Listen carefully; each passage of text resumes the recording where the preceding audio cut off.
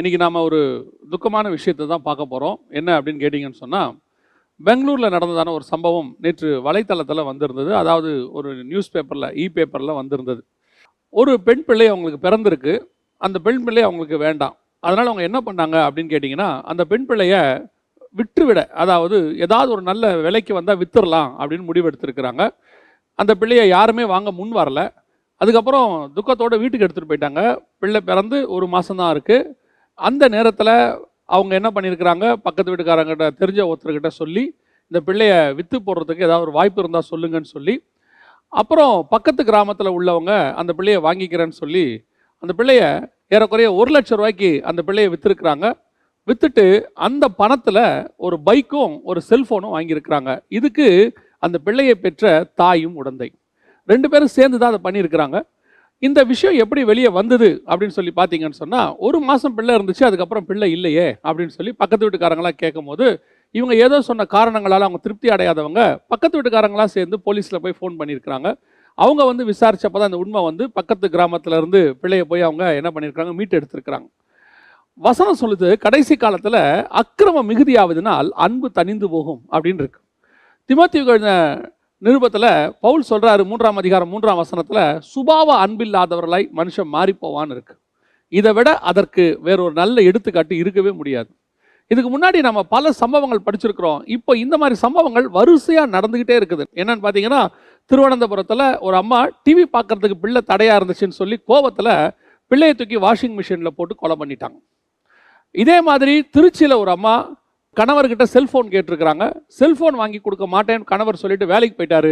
கோபத்தில் பிள்ளையை கொண்டு போய் திருச்சி பஸ் ஸ்டாண்டில் ஒருத்தர்கிட்ட, அந்த வழிபோக்கர் ஒருத்தர், அவர்கிட்ட பிள்ளையை, அழகான பிள்ளை, விற்றுட்டு செல்ஃபோன் வாங்கிட்டு வந்துட்டாங்க. யோசிச்சு பாருங்க, கடைசி காலத்தில் அன்பில்லாத தன்மை. வேதம் சொல்லுகிறது அன்பு தணிந்து போகும், போச்சு, முடிஞ்சிருச்சு, இதான் கடைசி அடையாளம் நான் நினைப்பேன். எப்பவுமே அதான் நினைப்பேன். ஆண்டவர் அழகான குடும்பத்தை உண்டாக்கி பிள்ளைகளை கொடுத்தார். இந்த குடும்பம் பிள்ளைகளுக்காகத்தான் இன்ஃப்ராஸ்ட்ரக்சர். மற்றது எல்லாமே நீங்கள் பார்க்குற வேலை, நம்மக்கிட்ட இருக்கிற எல்லாமே என்னத்துக்கு பார்த்தீங்கன்னா இந்த குடும்பத்தை நடத்துவதுக்கு தான் கர்த்தர் கொடுத்தார். இப்போ நமக்கு வேலைக்கு தடையாக இருக்குதுன்னு குடும்பத்தை விட்டு பிரிகிறோம், சம்பாதிக்கணும்னு சொல்லி குடும்பத்தை விட்டு பிரிகிறோம், பிள்ளைகளை நல்லா வளர்க்கணும், நல்லபடியாக வாழ வைக்கணும்னு சொல்லி பிள்ளைகளை விட்டு பிரிஞ்சு வெளிநாட்டில் வேலை பார்த்து நல்லா 10 வருஷம் கழித்து சம்பாரிச்சுட்டு அனுப்பி பிள்ளைய படிக்க வைக்கிறோம். ஆனால் இங்கே வந்து பார்த்தா அன்பு கிடைக்க மாட்டேங்குது. எனக்கு தெரிஞ்ச ஒரு மனிதர் தன் குடும்பத்தை வாழ வைப்பதற்காக 15 ஆண்டு காலம் வெளிநாட்டில் வேலை பார்த்தாரு. 15 வருஷம் கழிச்சு அவர் இங்கே வந்து பார்க்கும்போது அவர் குடும்பம் அவரிடத்துல இல்லை, வேறொரு இடத்துல இருந்துச்சு. இந்த மாதிரி குடும்பங்கள் உடைக்கப்படுகிறது. இதுக்கு நம்ம வெறும் பிசாசம் மட்டும் காரணமாக சொல்ல முடியாது. எல்லாத்துக்கும் அவன் தான் காரணம்னு வச்சாலும், ஆனால் நமக்கும் ஆண்டவர் சுய அறிவு கொடுத்துருக்கிறாரு.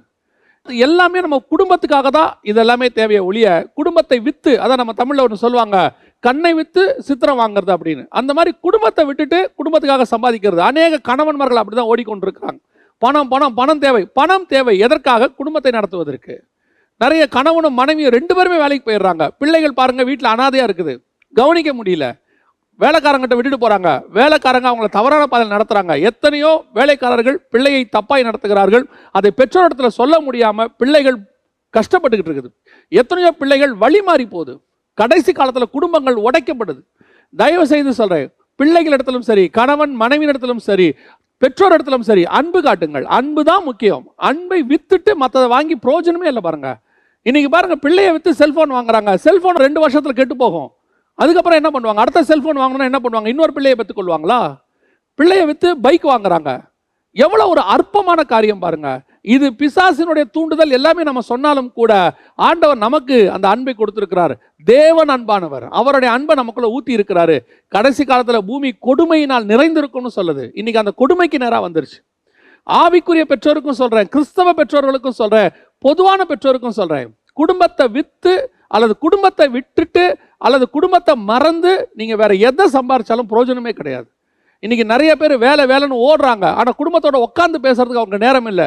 பிள்ளைகளோட ஒரு 1/2 மணி நேரம் விளையாடுறதுக்கு நேரம் இல்லை. பிள்ளைங்க அப்படி அன்பா வந்து பக்கத்தில் உட்காந்தாலும் எனக்கு வேலை இருக்குது, ஆஃபீஸ் ஒர்க் ஃப்ரம் ஹோம், அதனால் இப்போ ஒர்க் ஃப்ரம் ஹோம் பெஸ்ட், நான் இல்லைன்னே சொல்லலை, நீங்கள் செய்யுங்க, பிள்ளைகளுக்கு கொடுங்க. ஹோம் இல்லாமல் ஒர்க் பண்ணி என்ன பிரயோஜனம்? இன்னைக்கு நிறைய குடும்பங்கள் அப்படி தான் உடைக்கப்படுது. கணவன் மனைவிகளுக்குள்ள உறவுகள் ரொம்ப பாதிக்கப்பட்டு தவறான வாழ்க்கைக்கு போகிறாங்க. என்ன காரணம்? வீட்டுக்குள்ளே அவங்களுக்குள்ள சமாதானம் இல்லை. தயவு செய்து பிள்ளைகளை நல்லா கவனிங்க, பெற்றோரை கவனிங்க. இதே நேரத்தில் இன்னொன்று ஞாபகத்துக்கு வருது, நான் உங்களுக்கு சொல்கிறேன். அதிகப்படியான ஓல்டேஜ் ஹோம்ஸ், அதிகப்படியான பெற்றோர் கைவிடப்படுறாங்க. இதுவும் நடக்குது. இதுவும் அன்பு தனிந்து போவதனால இன்னொரு அடையாளம். எத்தனை பேர் அப்படி இருக்கிறாங்க தெரியுமா உங்களுக்கு? எத்தனை ஓல்டேஜ் ஹோமில் போய் பார்க்குறோம். நாங்கள் போய் பார்த்துருக்குறோம். திருநெல்வேலி பக்கத்தில் உள்ள ஒரு ஓல்டேஜ் ஹோமில் போய் பார்த்தபோது நடந்த சம்பவம். ஒரு தாயார் புத்தி பேதலிச்சு போய் இருக்கிறாங்க. அவங்க எப்படி அந்த ஓல்டேஜ் ஹோமுக்கு வந்தாங்கன்னு சொல்லி கேட்டபோது அங்கே சொன்ன காரியம் இருதயத்தை நொறுக்குவதாக இருந்தது. ஒரு பையன் தன் தாயாரை கூட்டிகிட்டு ஒரு டோல்கேட்டை தாண்டி இயற்கை உபாதைகளுக்கு நம்ம இறங்குவோன்னு சொல்லி இறங்க சொல்லி அந்த தாய் இறங்கின உடனே டோர் கதவை சாத்திட்டு கார் எடுத்துகிட்டு போயிட்டான். அவன் போன வேகத்தில் அந்த தாய்க்கு புத்தி பேதலிச்சு போச்சு. அவன் யார் என்னன்னு கூட ஞாபகம் இல்லை. என் பையன் விட்டுட்டு போயிட்டான், என் பையன் விட்டுட்டு போயிட்டா. அது மட்டுமே அந்த அம்மா திருப்பி திருப்பி சொல்லிக்கிட்டு இருக்குது. கடைசியில் அந்த அம்மாவுடைய புத்தி பேதலிச்சு போச்சு. நீங்கள் இப்படியெல்லாம் உங்கள் பெற்றோரை நடத்திட்டு நீங்கள் எப்படி நல்லா வாழ்ந்துருவீங்க? கணக்கு தீர்க்கிற கர்த்தர்னு ஒருத்தர் இருக்கிறாரே, நம்ம அதை நம்ம மறந்து போகிறோம். நியாய தீர்ப்புன்னு ஒன்று இருக்குதே, கொஞ்சம் யோசிச்சு பாருங்க. இன்றைக்கி நிறைய பேர் என்ன சொல்கிறாங்க, வயசான காலத்தில் அம்மாவை வச்சுக்க முடியாதுங்க, அவங்க டென்ஷன், அவங்க கூட இருந்தாங்கன்னா ரொம்ப எங்களை டென்ஷன் படுத்துகிறாங்க. நீங்கள் குழந்தைகளாக இருந்து பெரியவராக வரைக்கும் நாம் பண்ண அத்தனை டென்ஷனையும் பொறுத்துக்கிட்டு தான் அவங்க நம்மளை வளர்த்தாங்க. நைட்டு 12 மணிக்கு நமக்கு பசி வரும், அழுவோம் குழந்தையா இருக்கும்போது. அவங்க அதெல்லாம் செஞ்சுட்டு தான் நம்மளை காப்பாற்றுறாங்க. இன்றைக்கி நம்ம இவ்வளோ பேசுகிறோம், பெற்றோர் டென்ஷனாக தெரியுறாங்க நமக்கு. சொல்கிறாங்க வயசான காலத்தில் உளறிக்கிட்டே இருக்கிறாங்க. நம்ம எவ்வளோ உளறி இருக்கிறோம். நம்மளை அவங்க முதல் 20 வருஷம் பார்த்துருக்குறாங்க, அவங்களுடைய கடைசி 20 வருஷத்தை பார்க்கறதுக்கு தான் கர்த்தர் நம்மளை கொடுத்துருக்கிறார். இது ஒரு லைஃப் சைக்கிள். இன்னைக்கு நீ விதைக்கிறது தான் ஒரு காலத்தில் அறுப்பீங்க. அன்பு ரொம்ப முக்கியம். பிள்ளைகளிடத்தில் அன்பாக இருங்கள். நீங்கள் எவ்வளோக்களோ உங்கள் பிள்ளைகிட்ட அன்பாக இருக்கிறீங்களோ, நாளைக்கு உங்கள் பிள்ளைகள் வயதாகும் போது உங்களிடத்துல அன்பாக இருக்கும். இன்னைக்கு உன் பிள்ளைகிட்ட நீ அன்பா இல்லை, நாளைக்கு உன் பிள்ளை உங்ககிட்ட அன்பா இருக்காது. உங்க பெற்றோரை கவனிங்க. வசனம் சொல்லுது, உன் ஆயுசு நீடித்திருக்கும்படி உன் தாயும் தகப்பனையும் கனம் பண்ணு. இன்னைக்கு பெற்றோரை கொண்டு போய் ஓல்டேஜ் ஹோமில் விட்டுட்டு பெற்றோரை மறந்துட்டு நிறைய பேர் நினச்சிக்கிட்டாங்க. வெளிநாட்டில் வேலை பார்த்துக்கிட்டு மாதம் மாதம் பணம் அனுப்பிட்டா, நான் தான் மாதம் மாதம் எங்கள் அப்பாவுக்கு பணம் அனுப்புகிறேனே, மாதம் அனுப்பிட்டா என்ன? அன்பு வேணாமா? இருதயம்னு ஒன்று இருக்குது, அது உள்ள ஒரு தேவைன்னு இருக்குது. மகனை பார்க்கணும், மகளை பார்க்கணும், பேரனை பார்க்கணும், பேத்தியை பார்க்கணும், அவங்களுக்கு ஒரு ஆசை இருக்குமே. பணத்தை மட்டும் அனுப்பிட்டா போதுமா? இப்போ நீங்கள் யோசிச்சு பாருங்கள், பணத்தை மட்டும் உங்களுக்கு கொடுத்துட்டு உங்கள் மனைவி பிள்ளைகள் எல்லாத்தையும் பிரிச்சுட்டு நீ வெறும் பணத்தை மட்டும் சம்பாதிச்சு, அப்படி சில ஜென்மங்களும் இருக்குது. மனைவி இல்லாமல் மனைவி ஒரு ஊரில், கணவன் ஒரு ஊரில், பிள்ளைகள் ஒரு ஊரில் வெறும் பணம் பணம் பணம் சம்பாதிக்கிறவங்க இருக்கிறாங்க. இவங்க எல்லாம் யாருன்னு கேட்டிங்கன்னா கர்த்தருடைய அந்த திட்டத்தை விட்டு வழி விலகி போன கூட்டம். ஒரு சூழ்நிலையினால இருந்தீங்கன்னா தயவு செய்து குடும்பமாக வாழ முயற்சி பண்ணுங்க, ஜெபம் பண்ணுங்க. ஒருவேளை இதுக்கு முன்னாடி அப்படி ஒரு சூழ்நிலை அமைஞ்சிருச்சு, நாங்கள் குடும்பமாக வாழ ஆசைப்படுறோம், முதல்ல நீங்கள் அதை ஆசைப்படுங்க. குடும்பமாக வாழ ஆசைப்படுறோம் அப்படின்னு ஆசைப்படுங்க, ஜெபம் பண்ணுங்க. உங்கள் குடும்பத்தின் மேலே அன்பு செலுத்துங்க. பிள்ளைகள் மேலே, நான் ரொம்ப அதிகமாக சொல்கிறது, பிள்ளைகள் மேலே அன்பு செலுத்துங்க. இந்த கடைசி காலத்தில் பிள்ளைகள் வீடியோ கேம்ஸ் மேலே அன்பு செலுத்துது. அதனுடைய விளைவு என்ன தெரியுமா? அந்த வீடியோ கேம்ஸில் வரக்கூடியதான தவறான அந்த முரட்ட சுபாவம் உங்கள் பிள்ளைகளுக்குள்ளேயும் வருது. உங்கள் பிள்ளைகளுக்கு அன்பை சொல்லிக் கொடுக்கக்கூடிய ஒரே ஆள் நீங்கள் மட்டும்தான். உலகத்தில் வேறு யார் சொல்லிக் கொடுத்தாலும் அது தப்பாக இருக்கும். அந்த அன்பு தப்பாக போகிறதுக்கு வாய்ப்பு இருக்குது. ஆனால் தாய் தகப்பன் சொல்லிக் கொடுக்குற அன்பு ஒரு நாளும் பிள்ளைகளுக்கு தப்பாக போகாது.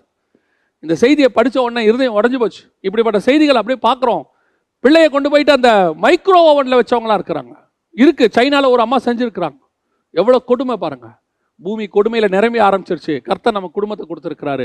குடும்பத்துக்காகத்தான் மிச்சம் எல்லாமே, படிப்பு சம்பாத்தியம் எல்லாம் பிள்ளைகளுடைய படிப்புக்காக. குடும்பத்தை விட்டு பிரிக்காதீங்க. இன்னைக்கு நிறைய பேர் குடும்பத்தை விட்டு பிரித்து படிப்பு கொடுக்குறாங்க. அன்பு தனிந்து போகிற காலம். ஃபர்ஸ்ட் ஆண்டவர் குடும்பத்தை உண்டாக்குனாரு, அந்த குடும்பத்துக்கு தான் இது எல்லாத்தையும் ரெடி பண்ணி கொடுத்துருக்கிறாரு. ஸோ ரொம்ப கேர்ஃபுல்லாக இருங்க. பிள்ளைகளை நல்லா கவனிங்க. வயதான பெற்றோர் இடத்துல அன்பு செலுத்துங்க. ஒரு 10 நிமிஷம் உட்காந்து பேசுங்க. ஒருவேளை அவங்க உங்க கூட இல்லையா, ஒரு 10 நிமிஷம் ஃபோனில் பேசுங்க. யார்கிட்டயோ உட்காந்து கிளைண்ட்டுக்கிட்ட பணம் சம்பாதிக்கணும்னு 1 மணி நேரம் பேசுறீங்க. உங்கள் வேலையை தக்க வச்சு கொள்றதுக்கு மேனேஜர்கிட்ட சிரிச்சு 1/2 மணி நேரம் பேசுறீங்க. சம்மந்தமே இல்லாத ஃப்ரெண்ட்ஸுக்கிட்ட உட்காந்து அரசியல் கதையும் கிரிக்கெட் கதையும் உட்காந்து 3/4 மணி நேரம் பேசுறீங்க ஒரு நாளைக்கு. பெத்த தாய் தகப்பங்கிட்ட ஒரு 5 நிமிஷம் கூட பேச மாட்டேங்கிறீங்க. ஏன்? உங்களுக்கு அவங்க கண்டா இப்போ போர் அடிக்க ஆரம்பிச்சிருச்சு. அவங்க மட்டும் வாலிப பிராயத்தில் உங்களை பிள்ளை போர் அடிக்குதுன்னு சொல்லி தூக்கி போட்டிருந்தா, குப்பை தொட்டியில் போட்டிருந்தா உங்கள் நிலைமை என்ன? இன்னைக்கு அவங்க தியாகமாக வளர்த்துருக்குறாங்க. நான் இதை இன்னைக்கு ரொம்ப துக்கத்தோட பாரத்தோட தான் சொல்கிறேன். இந்த நியூஸ் எல்லாம் படித்த போது ரொம்ப மனசு கஷ்டமாயிடுச்சு. ரொம்ப கேர்ஃபுல்லாக இருந்து கொள்ளுங்க. நீங்கள் அளக்கிற அளவின்படி தான் உங்களுக்கு அளக்கப்படும். கர்த்தருக்கு சித்தமானால் இன்னொரு டுடே ஸ்பெஷல் வழியாக உங்களை நான் சந்திக்கிறேன். God bless you.